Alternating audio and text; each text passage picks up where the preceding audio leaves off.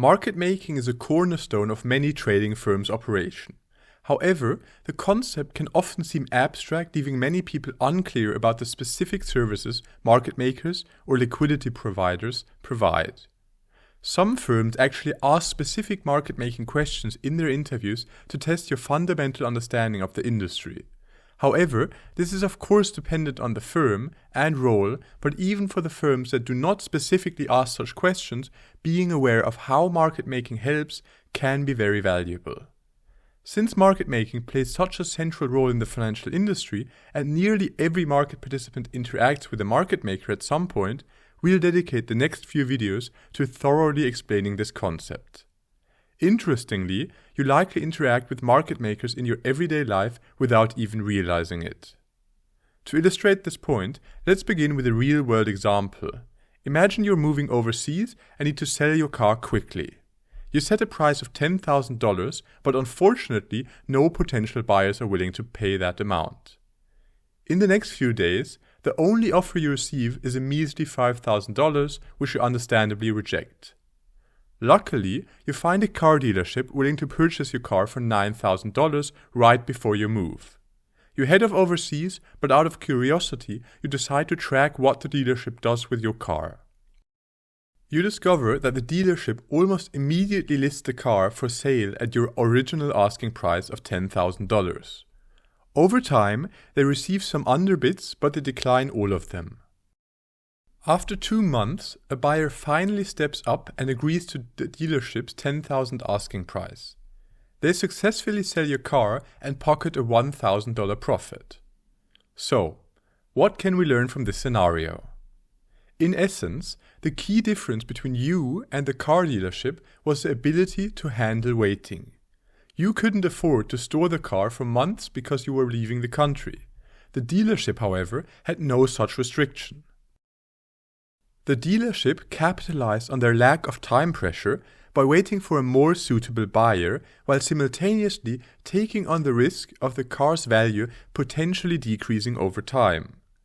This principle is fundamentally similar to how market-making firms operate in the financial markets. To bring this concept to the context of financial markets, let's consider an example on a stock exchange. Imagine you want to buy 55 shares of XYZ stock at 11:44 a.m. for $97.2 per share. Even though XYZ is a highly liquid stock, the chances of finding someone willing to sell you exactly 55 shares at the precise moment and price are very small. However, to ensure market participants can enter and exit positions whenever they want to, market makers step in and provide liquidity. They essentially act as your counterparty when there's no one else willing to take the other side of your trade, allowing you to open or close positions almost at any time. Market makers achieve this by matching buyers and sellers across various exchanges through different dimensions. Let's explore some key dimensions market makers use for matching buyers and sellers. First of all, there's time. Similar to the car dealership example, time is an important dimension. If you want to buy now, but there's no one immediately willing to sell, the market maker can step in, take a small price markup, and facilitate your trade. They can match your buy order with a future sell order from another participant, essentially connecting buyers and sellers across time. While holding this temporary position, the market maker assumes the risk of the product's price fluctuating significantly. To compensate for this risk, they charge a small premium embedded in the bid-ask spread. Here it's important to note that this spread is not a hidden cost. Traders can specify the desired price, and if it aligns with the market maker's price, a trade can occur. The next dimension is size. Imagine you're a large bank looking to buy 5 million shares of a particular stock. Finding another participant willing to sell such a massive block of shares at once is highly unlikely. To address this, a market maker can step in, purchase the shares from the bank, and then gradually offload them to smaller participants in manageable quantities. This approach allows market makers to effectively handle trades of all sizes, large or tiny. Additionally, they can help reduce the market impact of huge orders on overall prices by spreading out their buying and selling activities ultimately leading to potentially cheaper executions for large traders. Next up, there also is location and regulation. In a previous video on arbitrage, we discussed a significant price discrepancy between Bitcoin prices in the US and Japan in the past.